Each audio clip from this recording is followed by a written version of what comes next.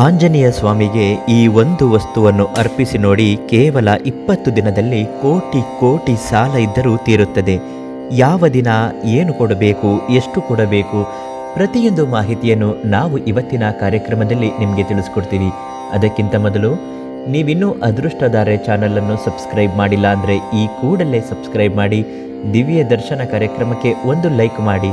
ನಾವು ಹಾಕುವಂತಹ ಪ್ರತಿ ದೈವ ಮಾಹಿತಿ ಮತ್ತು ಅನೇಕ ಸಮಸ್ಯೆಗಳ ಪರಿಹಾರ ಮಾಹಿತಿಗಳು ಉಚಿತವಾಗಿ ನಿಮಗೆ ಬಂದು ತಲುಪುತ್ತೆ.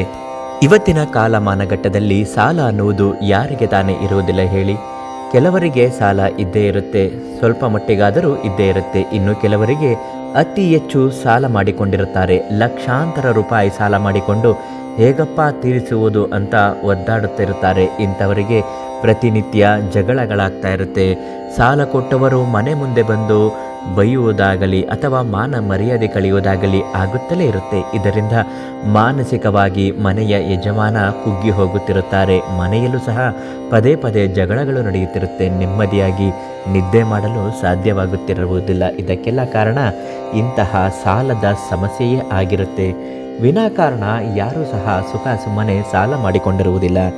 ಮದುವೆಗೋ, ಮನೆ ಕಟ್ಟುವುದಕ್ಕೋ ಅಥವಾ ಇನ್ಯಾವುದೋ ಒಂದು ಎಜುಕೇಷನ್, ಮಕ್ಕಳ ಒಂದು ವಿದ್ಯಾಭ್ಯಾಸಕ್ಕಾಗಿ ಸಾಲ ಮಾಡಿಕೊಂಡಿರುತ್ತಾರೆ. ಆದರೆ ಕಾಲಕ್ರಮೇಣ ಕಳೆದಂತೆ ನೀವು ಪಡೆದುಕೊಂಡಿರುವ ಸಾಲಕ್ಕೆ ಬಡ್ಡಿಗಳು ಬೆಳೆದು ಬೆಳೆದು ದೊಡ್ಡ ಹೆಮ್ಮರವಾಗಿ ಇರುತ್ತೆ. ಇಂತಹ ಸಾಲವನ್ನು ತೀರಿಸಲು ಅನೇಕ ಪ್ರಯತ್ನಗಳನ್ನು ಮಾಡಿರುತ್ತೀರಿ, ಆದರೆ ಯಾವುದೇ ಕಾರ್ಯವೂ ಸಿದ್ಧಿ ಆಗಿರುವುದಿಲ್ಲ. ಒಂದು ವೇಳೆ ಸಿದ್ಧಿಯಾಗಿದ್ದರೆ ಪರವಾಗಿಲ್ಲ, ಸಿದ್ಧಿಯಾಗಿಲ್ಲ ಅನ್ನುವುದಾದರೆ ನಾವು ತಿಳಿಸುವ ಹಾಗೆ ಈ ಒಂದು ಪರಿಹಾರವನ್ನು ಮಾಡಿ ನೋಡಿ. ಖಂಡಿತವಾಗಿಯೂ ತಿಂಗಳೊಳಗೆ ಸಾಲ ತೀರುವ ಸಾಧ್ಯತೆ ಇದ್ದೇ ಇರುತ್ತೆ. ಆ ಪರಿಹಾರದ ಅನುಸಾರ ನಾವು ತಿಳಿಸುವ ಕೆಲವು ವಸ್ತುಗಳನ್ನು ಮನೆಯಲ್ಲೇ ಇವತ್ತೇ ತಂದಿಟ್ಕೊಳ್ಳಿ. ಅದನ್ನು ನಾವು ಹೇಳಿದ ಅದೇ ಕ್ರಮದಲ್ಲಿ ಮಾಡಬೇಕು. ಮೊದಲಿಗೆ ಒಂದು ಸ್ವಚ್ಛವಾದ ಅಗಲವಾದ ಬಾಳೆ ಎಲೆಯನ್ನು ತೆಗೆದುಕೊಳ್ಳಬೇಕು. ಅದನ್ನು ನೀರಿನಲ್ಲಿ ಚೆನ್ನಾಗಿ ತೊಳೆಯಬೇಕು. ಈಗ ಆ ಬಾಳೆಯನ್ನು ಸರಿಯಾಗಿ ಅದೇ ಕ್ರಮದಲ್ಲಿ, ಅಂದರೆ ಸರಿಸಮನಾದ ಅಂತರದಲ್ಲಿ ನೀವು 21 ಭಾಗಗಳಾಗಿ ಕತ್ತರಿಸಬೇಕು. ಅದನ್ನು ಒಂದು ಕಡೆ ಇಟ್ಕೊಂಡಾದ ಮೇಲೆ ಅರಿಶಿಣದ ಕೊಂಬು, 3 ಅರಿಶಿಣದ ಕೊಂಬು ಬೇಕಾಗುತ್ತೆ. ಹಾಗೂ ಇದರ ಜೊತೆಗೆ ಬೇವಿನ ಎಣ್ಣೆ ಬೇಕು. ಬೇವಿನ ಎಣ್ಣೆ 1 ಲೋಟ, ಅರ್ಧ ಲೋಟ ಆದರೂ ಬೇಕಾಗುತ್ತೆ. ಇದರ ಜೊತೆಗೆ ಕೇಸರಿ ಸಿಂಧೂರ, ಇದು ಪಂಸಾರಿ ಅಂಗಡಿಗಳಲ್ಲಿ ಸಿಗುತ್ತೆ. ಕೇಸರಿ ಸಿಂಧೂರನ ನೀವು ಒಂದು ಅರ್ಧ ಪ್ಯಾಕೆಟ್ ಅಷ್ಟಾದರೂ ಇಟ್ಕೊಂಡಿರಬೇಕು. ಒಂದು ಹಳದಿ ದರದ ನೂಲಿನ ಉಂಡೆಯನ್ನು ಇರಬೇಕು. ಇದೆಲ್ಲ ತೆಗೆದುಕೊಂಡು ಏನು ಮಾಡಬೇಕು ಗುರುಗಳೇ ಅಂತ ನೀವು ಕೇಳೋದಾದರೆ, ಬೇವಿನ ಎಣ್ಣೆಗೆ ಕೇಸರಿ ಸಿಂಧೂರವನ್ನು ಬೆರೆಸಬೇಕು.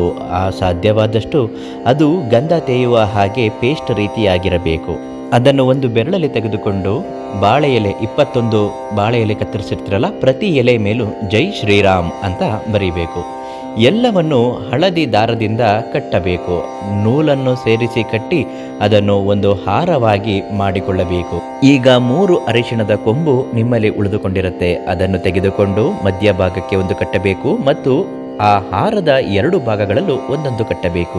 ಸೋಮವಾರ ಅಥವಾ ಗುರುವಾರ ಅಥವಾ ಶನಿವಾರ, ಈ 3 ವಾರಗಳಲ್ಲಿ ಯಾವುದಾದರೂ ಒಂದು ವಾರ ನಿಮ್ಮ ಮನೆ ಹತ್ತಿರ ಇರುವಂತಹ ಆಂಜನೇಯ ಸ್ವಾಮಿ ದೇವಸ್ಥಾನಕ್ಕೆ ಹೋಗಿ ಇದನ್ನು ಅರ್ಪಿಸಬೇಕು. ಆಂಜನೇಯ ಸ್ವಾಮಿಗೆ ಮಹಾಮಂಗಳಾರತಿ ಮಾಡುವ ವೇಳೆಯಲ್ಲಿ ನಿಮ್ಮ ಮನಸ್ಸಿನಲ್ಲಿರುವ ಕಷ್ಟಗಳನ್ನೆಲ್ಲ ಹೇಳಿಕೊಂಡು ಸಾಲದ ಸಮಸ್ಯೆ ಆದಷ್ಟು ಬೇಗ ಬಗೆಹರಿಯುವಂತೆ ಆಗಲಿ ಮತ್ತು ನಮಗಿರುವಂತಹ ಹಣಕಾಸಿನ ಸಮಸ್ಯೆಯೂ ಸಹ ದೂರ ಆಗಲಿ ಎಂದು ಭಕ್ತಿಯಿಂದ ಬೇಡಿಕೊಂಡು ಮನೆಗೆ ಬರಬೇಕು. ಮನೆಯಲ್ಲೂ ಸಹ ಆಂಜನೇಯ ಸ್ವಾಮಿಗೆ ತುಪ್ಪದ ದೀಪವನ್ನು ಹಚ್ಚಿ ಪ್ರಾರ್ಥನೆಯನ್ನು ಮಾಡಬೇಕು. ಈ ರೀತಿಯಾಗಿ ನೀವು 20 ದಿನಗಳ ಕಾಲ ಮಾಡುತ್ತಾ ಬನ್ನಿ.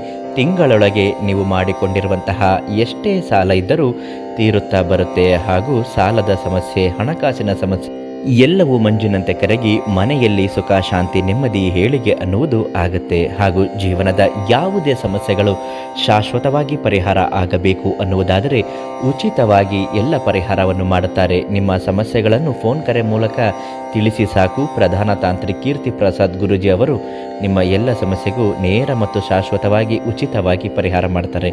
ನಾಳೆ ಮತ್ತೊಂದು ಮಾಹಿತಿಯೊಂದಿಗೆ ನಿಮ್ಮನ್ನು ಭೇಟಿ ಮಾಡ್ತೀನಿ. ಧನ್ಯವಾದ.